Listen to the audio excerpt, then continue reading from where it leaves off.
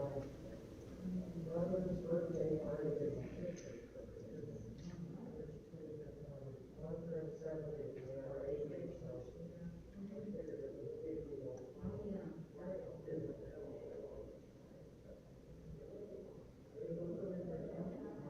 Sorry? Do they both live in Virginia? One of them was West Virginia. Oh, okay.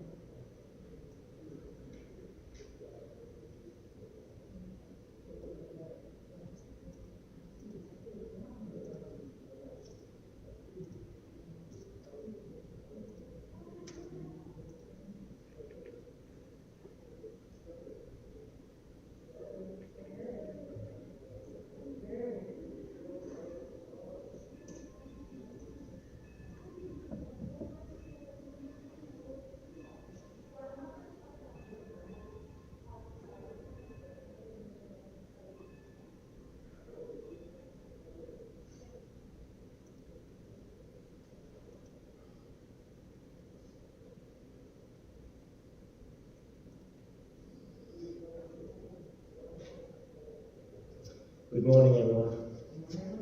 My name is Chris Edkins. I'm a member of the Worship Committee, and I will be your Worship Associate for today. And our speaker for today is our own settled minister, Reverend Carol Bodeau. Welcome to Westside Unitarian Universalist Church. We are a church where who you are and the values you embody in your everyday life are more important than the specifics of what you believe. We gather together to share in the responsible search for truth and meaning, to support each other and to support the wider community. We have some announcements for this week. Ongoing religious exploration offerings are on Wednesdays at 6:30, and there's a Zoom link in the newsletter. If you don't get the newsletter yet, you can talk to Brad Kurtz, our office manager, afterwards, and we'll add you to the list.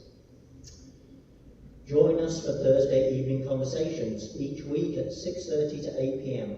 This is an ongoing adult religious education series that meets for discussion on various topics, and the Zoom link for that is also in the newsletter. Our next Earth Church East Tennessee meeting is going to be August 21st at 3 p.m. Join Reverend Carol Bodeau for an Earth-centered gathering each month close to the new moon. We sit in sacred circle, share experience of inspiration in nature, and create ritual together. And the meeting will be outdoors, weather permitting. Yes, so that one I don't think is on anymore, so let's see. Oh yes, the Spirit Quest 2022 that was going to be Elkmont earlier this month has been changed to be at the our fall camp at what's it? It's the second weekend in November, I think. Yeah, Pickett State Park on the second weekend of November. So we're going to be having that then. So the book club meets again Saturday, August 27th. The book that we'll be studying is called Useful Delusions, The Power and Paradox of the Self-Deceiving Brain by Shankar Vedantam and Bill Nessler. We are going to be creating a new version of the printed directory. So if you want to check out your details in the existing directory on the back, it's on the table at the back. Make any corrections just so we've got your correct information for the next version. Anybody have any other announcements before we move on? Okay, then Reverend Carol and myself are going to play a little flute music for our opening. I'm going to tell you a little bit about the flutes. So, Chris, you can fold yours up. I think yours is the high spirits too, isn't it? It is. These flutes are often called Native American flutes. The person who really sort of revitalized the movement of having these flutes be available and popular and learning how to play them is a man by the name of R. Carlos Nakai. And he's actually a classically trained musician. I believe he's a cellist. And he had an injury that caused him to stop playing his instrument and started learning from elders about these kinds of flutes. He then became a master flautist, started teaching other people how to play, and it spread all over the world. So, you will see in your order of service, if you have one, that we call them North American flutes, and that is because that is what Carlos Nakai calls them now.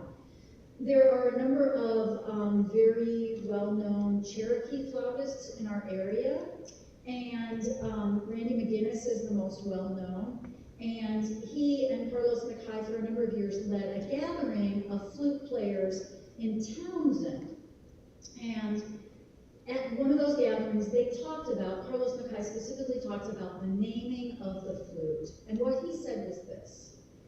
He said that to call it a Native American flute ties it to specific people when it's actually played by people of all cultures all over the world. And the purpose of the flute is to use breath and spirit to bring joy and peace and well-being wherever we are. The origin of this particular style, particularly the kind Chris has there, that style, is in North America. It is tied to the land. And the North American style flute is at any time someone is playing a North American flute somewhere in the world. So we call it the North American flute because sort of the great-grandfather of the flutes, the North American flutes, says that's what he calls it. And in the spirit of, it is of this place, it is of these lands, and we play it in honor of that. So we're going to play some, just some call and response, which is a very traditional, can be a traditional way to play it. We're going to play some call and response flute music just to bring us into a spirit of presence and centering and being together.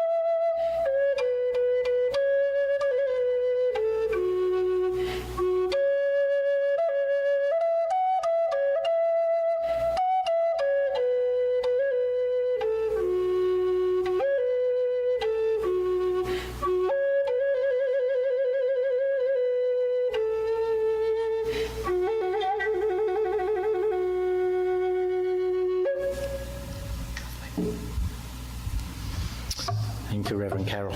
Beautiful. We now have our chalice lighting reading. This chalice lighting reading is from Heraclitus of Ephesus. It's called Change Alone is Unchanging. Whoever wishes to know about the world must learn about it in its particular details. Knowledge is not intelligence. In searching for the truth, be ready for the unexpected. Change alone is unchanging. The same road goes both up and down. The beginning of a circle is also its end. Not I, but the world says it. All is one, and yet everything comes in season.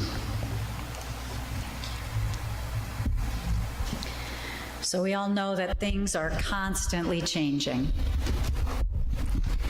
And over the next couple of weeks, we're going to be talking a little bit about Tennessee and its history and its changes, some of the things that have changed and some of the things that have stayed the same. So this week, we're going to do a little cruise through the indigenous First Nations history, and this is going to be super oversimplified and super cursory, but a little cruise through some of the history of this place we now live in and all of the cultures and civilizations that preceded us here on the land we inhabit here, but we were definitely not here first. So, 12,000 years ago, roughly 12,000 years ago, from between about, maybe a little more than that, some people say 15,000 years ago, somewhere around 13,000, 10,000 before the Common Era. And I'm gonna give you a little bit of a terminology heads up. We used to say BC and AD to mark those two different time periods. BC meant before Christ, and AD meant Anno Domini, in the year of our Lord. These are not what you would call the politically correct terms anymore, okay, because they suggest that the entire world is regulated by the birth of Jesus, which for people in lots of religions is not true. So we now say BCE, before the Common Era, and CE, in the Common Era. So 10, 12, 13,000 years before the Common Era. Paleo Indian people lived all over what we now think of as the southeastern portion of the United States. After the retreat of the glaciers, during that last ice age, people who lived here hunted mastodon, and we know that because we've actually got evidence of that in Williamson County, Tennessee. So the Coates Hines site, there's a site in Williamson County called the Coates Hines site, archaeological site, where they found bones, mastodon bones with cuts in them from stone tools. So we know that humans were hunting mastodon here. A really, really, really long time ago. People were living here and hunting. Now, for various reasons, including possibly overhunting, but also probably largely climatic changes with the ice ages ending, those large ice age mammals became extinct. And people began hunting smaller animals, some that are more familiar to us now, and settling near rivers, settling along the riverbed, the river areas and the valleys. And this period, the previous period is called the Paleo Indian period. This next period, when they're down by the rivers and the mastodon are gone, is called the Archaic Period. Now, we have evidence of archaic settlements all over the state of Tennessee for a good 7,000 years, okay? Think about that for a minute. The United States is so new. We think of ourselves as having, like, just so much history, and yet, like, a couple hundred years, 250, as a nation, when we're talking about thousands and thousands and thousands of years of archaic culture. Okay, those cultures were primarily nomadic, hunting, gathering, living, kind of settling in a place for a while, harvesting and moving on. Somewhere around the year 3000 BCE, before the Common Era, so we're talking 5,000 plus years ago, people began doing a little bit of early agricultural settling, and they did that for a couple thousand more years. By about the year 300 BCE, they began a period of what archaeologists now call the Woodland Period. Now, the Woodland Period is characterized by more complex social organization, cities, and many areas in this part of the country, ceremonial mounds, okay? Mound building. How many of you have ever visited a mound builder site? They're all over, right? They're all over here. Some of them are more elaborate than others. If you go up into Ohio, you can see some of the really complex effigy mounds. The serpent serpent mound is quite famous. So there are effigy mounds, but there are also just these circular mounds. In Madison County, Tennessee, there's a place called Pinson Mound, and it has 17 mounds surrounded by earthen walls. In Coffee City, not a mound site, but also a woodland site, there's a place called Old Stone Fort that was actually, that's an area that was a center of trading and cultural exchange. So, Woodland Period, we have all kinds of archaeological evidence, we have all kinds of tools and pottery and characteristic pipes and all kinds of things. So that goes on for a while. That goes on from about 300 before the Common Era to about 1,000 in the Common Era. Okay, just think about that for a minute. The Woodland Period, let's call it 1,300 years. But still, America is this tiny little itsy-bitsy baby compared to those kind of time spans. By about 800 to 1000 CE, what we used to call AD, people were starting to grow corn in this area. That's the Mississippian period, starts in about 900, and it goes till about 1600. Notice what ends the Mississippian period. Colonists, right? Colonial visitors and settlers. So from 900 to 1600, this is the last phase of pre-contact native culture in the Southeast. And we have lots of archaeological evidence and also oral narrative evidence from the communities of these people and their lives and their cultures. So one of the sites that you can go see in Tennessee if you want to look at Mississippian period culture is Chucalissa, which is in T.O. Fuller State Park near Memphis. And another place, if you want to go someplace even closer, there's not a lot of archaeological evidence anymore, but a couple of really important sites right here in our area. Some of you live very close to these. Anybody who lives in Tellico Village? Tokwa and Sitico are in the Tokwa area, and also there's Tanasi is another city site. There are city sites there along the Tellico area, which are from the Mississippian period, and they were absolutely the center of huge cultures. Active trading areas, active cultural areas, active big cities and towns, right, where people were living and, moving about and trading with other villages and things like that. So a long time before Europeans came to visit here first and then conquer the area that we now think of as Appalachia, there were complex and powerful communities of people who'd been living and thriving, governing themselves, trading, creating art, being religious thinkers and doers, and living for millennia. This was not an uninhabited area.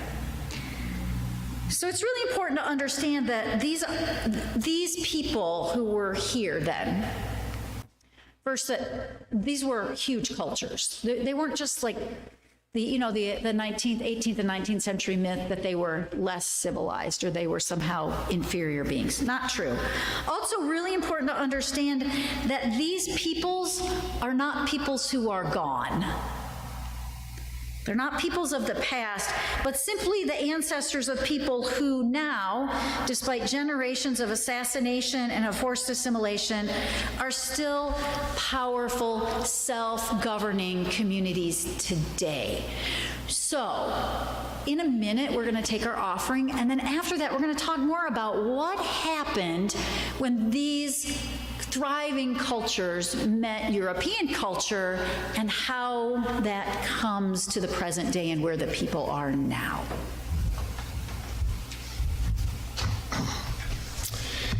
We'll now take up an offering for the sustenance of the church and for the wider community. Our Share the Plate partner for this quarter is Knox Pride, and 25% of loose cash and 100% of cash designated to the Share the Plate partner will go to them.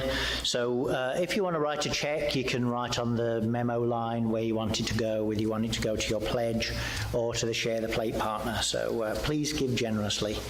And we're going to play, right? Yeah.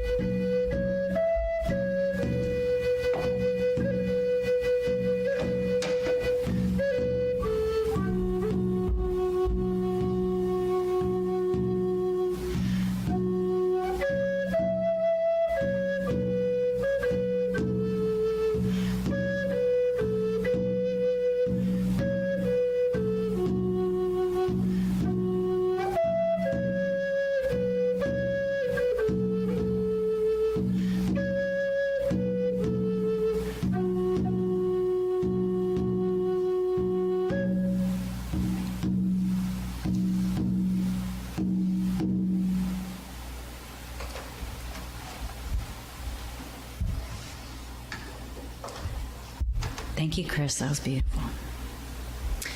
All right, so we've got thousands of years of people settled here, living here, having cities, having societies, governments, religions, cultures. And then Hernan de Soto arrives. So from 1540 to 1542, Hernan de Soto traveled with 600 conquistadors and 100 slaves and servants through the area that we now think of as the southeastern United States. He led entrada, or exploratory expeditions for Spain, traveled this kind of big circuit, Florida up into Tennessee, over into Arkansas, kind of like this big arc, right?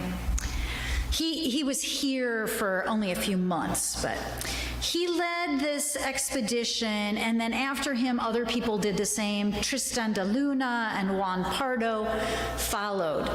De Soto spent from May to June of 1540 in Tennessee, along the ridge of the mountains between what is now Asheville, North Carolina, and Kingsport, Tennessee, and then he cut across, I believe he was going east to west, he cut across west. There are stories there's in his records, in the records of De Soto's journey, and there are records of people carrying in his group huge backpacks filled with pearls, some of them as big as your fist. Pearls. And there's a narrative of one of the guys carrying this huge backpack of pearls, and it was heavy, and he was annoyed by it.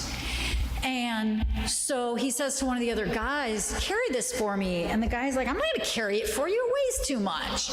And so he's like, fine, I don't want to deal with it. So he takes the pack and he takes the pearls and he just starts throwing them like he's sowing seed.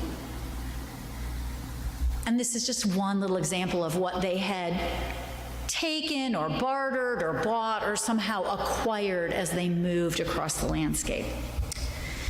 So this is in 1540, okay?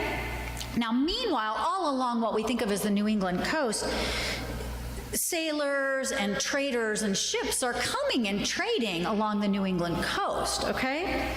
So in the 1680s, which is 140 years after De Soto was here, that's when the English and French first start arriving, really settling. And they found deserted areas, abandoned towns, the forest regrowing into villages, where De Soto had encountered densely populated areas. Now, presumably what happened, what we know now, is that these extensive and thriving communities had been wiped out almost entirely by smallpox and measles, European diseases carried by conquistadors and traders and sailors who were making these temporary contacts. So Tennessee historian Ann Toplovich notes that anthropologists believe as much as 95% of the native population of the so-called New World died within the first 130 years after contact. Now remember, first contact was way before the Pilgrims, right? So we're talking about long before the Pilgrims got here. There was lots of contact. Because the Pilgrims, remember the Pilgrims, we talked about this in a previous service, the Pilgrims found deserted village sites where whole communities had been wiped out by European illnesses that the sailors and traders had brought. So it's estimated that out of about 100 million native North American people who were here pre-contact, remember that number, 100 million, only 5 million survived early contact.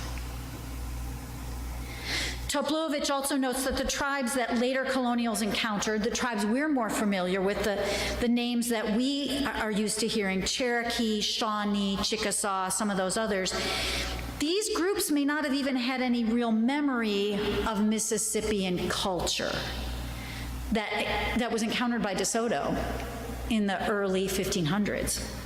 And, you know, that assertion that they might not have had any real memory, that may be a somewhat biased comment. based on the assumption that oral records held by the tribes and not written down for white scholars to read later, that somehow that reflects a lack of cultural memory, and that may be highly inaccurate. But the point is that there was a dramatic change of population between 1500 and 1620 in North America. Such a dramatic culture change that the very people living there, when we think of settlement happening, when that happened, it was so much changed that the actual cultural continuity had already been severely disrupted. So when the English and French arrived, the Yuchi people were one of the peoples still existing in what is now Tennessee. But they were driven out very quickly. Their primary town was called Chestoe. It's in Bradley County. It was in Bradley County. It was destroyed in a massacre led by Cherokee newcomers. The Cherokee were new at this point. The Cherokee were coming in, and in 1714, they destroyed Chestoe as part of driving out the Yuchi so they could take over the area. So the Cherokee were moving into newly open spaces as other groups died or moved out. And that sort of attack was pretty typical of what would happen for the next couple hundred years. It was carried out by the Cherokee, but it was actually instigated by British settlers. And this is a pretty common practice. The British and the French and even Spaniards to a certain extent in other areas would pit native people against each other because that served their purposes, right? I mean, if we can get the Cherokee and the Yuchi to fight with each other, we don't necessarily have to get in there and get our hands dirty, but we can get rid of some of the native people. So that happened a lot. Often the tribes who were encountered in our area where we live now and in the broader southeast were described by colonials as what are called the 5 civilized tribes, which is a phrase that I will just say bothers me a lot. This group included the Cherokee, the Choctaw, the Creek, the Seminole, and the Chickasaw. And first, some of these names are actually European names. They're not what the people called themselves. And the tribes were referred to as civilized because it makes sense that as a people is facing severe cultural threat, they're going to adapt. And some of these communities already had pre-existing complex government and social structures. So the tribes that were referred to as civilized were the ones that had more European social, governmental, and cultural modes, which were already pre-existing or they were adopted as they attempted to survive colonial encroachment. One of the most interesting sites in our local area is Fort Loudoun. How many of you have been to Fort Loudoun? It's totally fascinating. In 1756, the British built Fort Loudoun, which is just down the road from my farm, to protect the colony of South Carolina. Think about that for a minute. They were trying to protect South Carolina from Fort Loudoun. That gives you a sense of scale of what they thought of as colonial borders, okay? The local Cherokee allied with the British for a while to fight the French, who were also trying to establish a foothold here in the area. But that alliance didn't last very long. A few years later, in 1760, the alliance broke, and the Cherokee took over the fort, but they didn't keep it for very long. By the time the British government sent Lieutenant Henry Timberlake to travel through the area, and he was the first person to really catalog the Cherokee peoples, the villages in our most local area. Timberlake, when he came, he mentions in his memoir describing the area, the ruin of Fort Loudoun in 1761 or 62. So the Cherokee took it over in 1760, and by 1762, when Timberlake passed through the area, it's already been destroyed. So throughout the colonial period, the tribes who settled where the earlier communities had been, so remember we got these first cultures that are wiped out by European diseases, we got newer tribes coming in, and those tribes who were settling during the colonial period are constantly trying to navigate and maintain some power in the face of European wars for what the settlers thought of as empty land. And this conquest of the area reached its culmination, as many of us know, in the 1830s with President Andrew Jackson's Indian Removal Act. So the practical result of the Indian Removal Act is a number of different things that happened over a series of about a decade. But in our area, the way it was played out was what we call the Trail of Tears, in which all the native people east of the Mississippi were forced to walk west into Indian territory, which is in what is now modern-day Oklahoma. So we ask ourselves, what happened? We know what happened mostly to the cultures that were here pre-contact. European disease killed most of them. But what happened to the communities after this ethnic cleansing of the American East and, you know, what we call the first part of the frontier? What happened to the people after the ethnic cleansing that swept through in the early 19th century? The great Cherokee leader Sequoyah is reputed to have said of detractors who were mocking his attempts to create a Cherokee language. So he's trying to create a language, and his detractors said, "Oh, you ridiculous person, you're not going to get that job done." He said, "They did not cause me to begin, and they shall not cause me to stop." And those words for me, we don't know if Sequoyah actually said that. That's a mythic statement, but it really rings with a deeper truth. When we apply that statement to the larger history, heritage, persistence, and survival of indigenous peoples from Tennessee and the surrounding areas, we can really think about that. They didn't cause me to begin, and they will not cause me to stop. The native people of different communities that I have spoken with, that is a core feeling that you can hear in many of them. Despite centuries of assassination and removal and forced assimilation, Native peoples, First Nations peoples who originated in Tennessee and all over this nation continue to exist as strong cultures and communities. Even before Jackson's Indian Removal Act, the Cherokee people had a written constitution with a democratically elected assembly in chief. As many of us know, after the Trail of Tears, the Cherokee people split into two primary groups: those who stayed in Oklahoma after the Trail of Tears, and those who were either able to return to their homeland in what we now think of as North Carolina, or who had actually been able to remain there through hiding in the mountains or whatever, okay? So the former, the group that stayed in Oklahoma, which is called the Cherokee Nation, adopted its formal constitution in 1839. 68 years before Oklahoma itself even became a state. They had a government and government officers and tribal centers. There are now 390,000 tribal citizens of the Cherokee Nation worldwide, and 141,000 of them live within the reservation boundaries. Now, the other group, the eastern band of Cherokee Indians, live on what is called Qualla Boundary. And it's really important to understand it's not a reservation. Qualla Boundary is 57,000 acres that were purchased by that part of the tribe, by the Eastern Cherokee tribe, in the 1800s. Interestingly enough, it's kept in trust by the federal government, which I have some questions about and want to do some more research about what that's all about, because I'm not sure what that means, but I'm curious about it. So that's what happened with the Cherokee. The Muskogee Nation, which were referred to by whites as Creek, the Creek people. So the Muskogee Nation is a self-governed tribe located in Okmulgee, Oklahoma. There are 86,100 members, and like many of the tribes, they have a formal government structure, economic systems, institutions of higher learning, and an extensive cultural presence in that area and around the country. The Chickasaw, some of whom we know met DeSoto. Okay, some of the Chickasaw we know met DeSoto, first allied with the English during the French and Indian Wars. After the Trail of Tears, they were informally merged with the Choctaw people, the the Chickasaw and the Choctaw kind of like teamed up to try to support each other for a long time. But they actually formally separated in 1856. They formally said, we're not the same.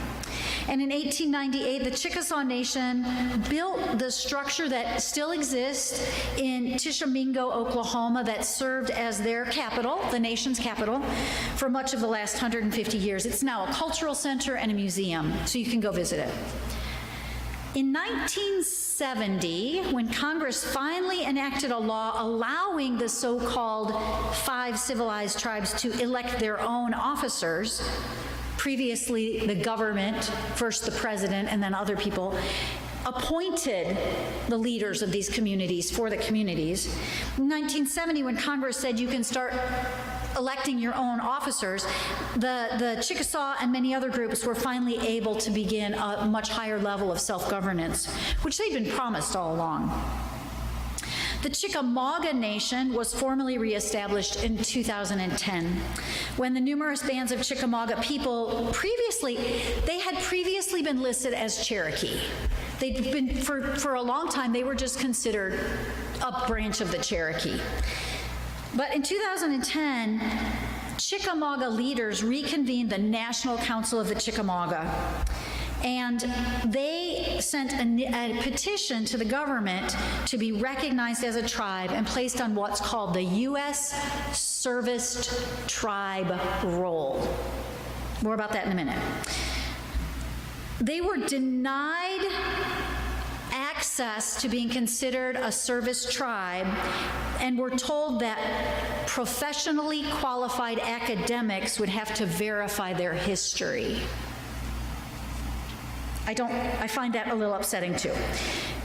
So scholars confirmed that in fact what the people said was true, that they were culturally distinct from the Cherokee, that they had lived in the Mississippi bottoms, including the river valleys of the Mississippi, the Tennessee River, and the Arkansas River, 600 to 800 years prior to contact with Europeans. So then in 2021, they were recognized as a tribe, but they still have to petition again to be placed on the roll of service tribes, which they still have not been placed on. So that's a complicated deal, right? The colonial government gets to say whether you exist as a culture or not, and whether you are allowed to have the rights that you are allowed to have as a formally recognized tribe. So finally, the Yuchi, arguably one of the most ancient communities of the area, give us an even further example of the struggle that these native communities still face today. This group is still not recognized as a real tribe. To be recognized as a tribe, communities must demonstrate and have validated by qualified academic professionals, okay? They must demonstrate that they have maintained continuous practice of culture, governance, and religion despite centuries of forced assimilation and assassination. You gotta prove to us that you've been doing just fine despite all this stuff we did to try to make sure you stopped existing. And we're gonna say whether your proof is good enough or not. That is some intense stuff for us to be saying. That's a lot. So, why do we care? And what's the bottom line of this? Okay, first, there's a strong cultural imperative right now, and it is particularly strong in Unitarian Universalism, that we take responsibility for acknowledging that the land we are on isn't really ours. It isn't, who knows, some people say you can't really own the land, but to at least acknowledge that this land was tended for thousands and thousands and thousands of years by people who came before us that we often make invisible. So as Unitarian Universalists, there is an imperative that we know something about this, and that we not pretend, well, it happened in the past, it's not really that important. So, couple of points that I would say we need to take away from this information. First, The image of America as a wilderness into which, an empty wilderness into which freedom-loving settlers arrived, that is a myth. That is flat out not true. That is not what happened. This land was heavily settled with a large number of complex, self-governing societies who had sophisticated governments, economies, religions, and cultures. The vast majority of Native peoples and communities were wiped out by European diseases in the 150 years before the Pilgrims and the settlers arrived into what they wanted to describe as empty land, and it simply was land that had been prepared for them. Second, the idea that these groups are gone. Okay, the image of what is often called the noble savage, the image of like, oh, they were wonderful, but they're not here anymore. The image of the noble savage, which was actually perpetrated a lot by our Unitarian and Universalist ancestors, unfortunately, we were a big part of that because we were the Pilgrims, so we were a big part of the settling and we were a big part of the myth making. The noble savage is a false image. Native people whose homelands are the lands we now inhabit continue to be independent, self-governing entities. They are promised by innumerable treaties the right to tribal sovereignty, and those treaties continue to be violated by the United States government. What is tribal sovereignty? You are recognized as a tribe, for the most part, depends on which treaties you negotiated when. Tribes have tribal sovereignty. They are independent nations. Many of them are independent nations existing within the boundaries of the United States. Now, this is some very complex legal stuff, and obviously that makes for a hot mess when you get into the legal issues. But the fact remains that they conceive of themselves, because of the treaties and the history, as independent nations, not cultural groups. Cultural groups, yes, but nations with the right to self-governance. Okay, third, government and cultural paternalism continue to be the norm in many ways that the interactions between Native peoples and the dominant white society are engaged. This means that the government and individuals often think that they know better, that their ways are better, that the ways of indigenous or First Nations peoples are inferior, and that we should probably tell them how to do things because we're smarter. Note that the government still gets to decide who's a tribe. And think about this. I had an interesting conversation recently. This is a very common idea that people have, that indigenous and First Nations people in this world, in North America, had a different recording structure than the written languages we have. So winter counts and oral traditions and things like that. Oral cultures versus written cultures. I think it is, I have spent a lot of years in academia. A lot of us probably have spent a lot of time with a lot of people, and maybe we still are thinking this way, that written culture and written history is inherently superior to oral history. Because boy, you can mess stuff up if you don't write it down. I would hope that we would be paying attention to the fact that it's really easy to write stuff down or record stuff in ways that's not exactly factual. Like false news is a thing whether you're writing it down or not. So this idea of paternalism and cultural superiority is a problem. We need to think about that maybe we're wrong about that. Maybe they're just different strengths. So when I read Sequoyah's words, supposed words, they did not cause me to begin and they shall not cause me to stop, I hear a ring of deeper truth. Today, there are 574 federally recognized tribes and innumerable other Native and First Nations peoples whose community and heritage have been invalidated by our government. And yet, it was not our government or our artists. It was not our storytellers or our poets or our anthropologists or our historians who caused the peoples to begin. And we don't get the final say in their stories.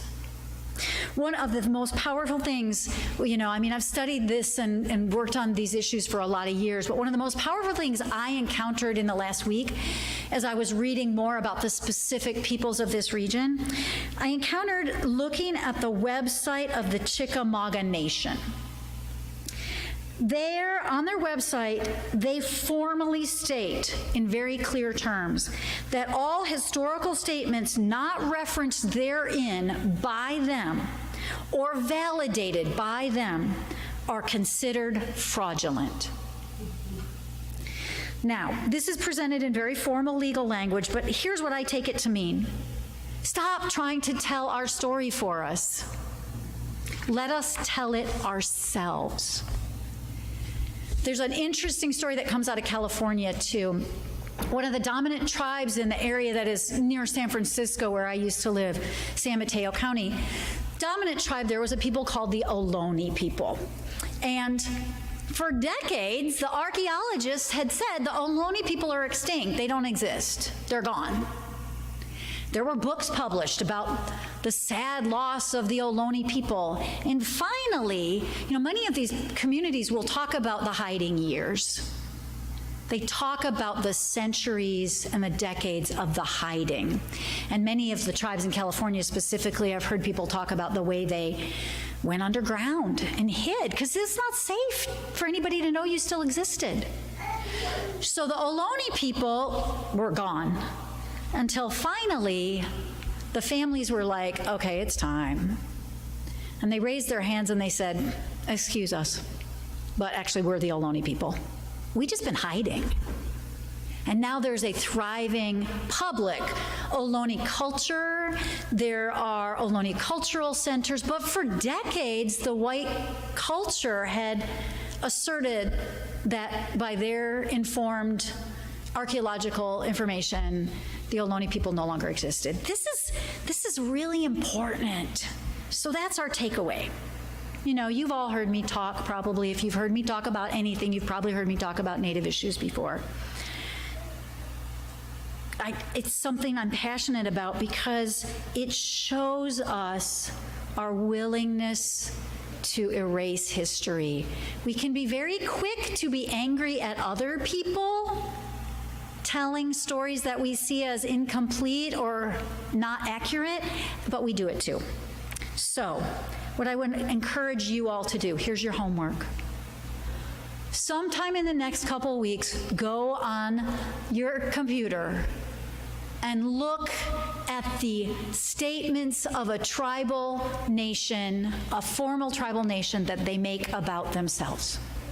Maybe one of the tribes here or another community you have interest in. Encourage you to go let Native scholars and Native historians and Native artists and Native elders tell you about their lives and this land so that we can see tribal communities and cultures and economies and governance through their own eyes, because that's the history of where we live. Next week, we're going to be talking more about the Europeans and the cultures they brought, and those are wonderful and beautiful too. But let's also be fair and remember to honor the people who lived here for thousands of years before us. Okay? May it be so. So, in a minute, we're going to extinguish our chalice. We say three things about our chalice. We say that when we extinguish it, it's the light of seeking for truth, the warmth of community, and the fire of commitment. We take those with us. Every week when you come to this building, you're going to hear some version of one of those three. Sometimes it's going to be passion for justice, which might make us uncomfortable. Fire isn't always cozy. Sometimes fire stings a little bit or burns. Sometimes it's going to be that warm, fuzzy feeling. Sometimes it's just going to be new information. I hope that during the next week or two, any one of those can reach into your heart and be with you as you go out into the world to spread light, warmth, truth, and passion. Chris and I are going to play a little music as we conclude.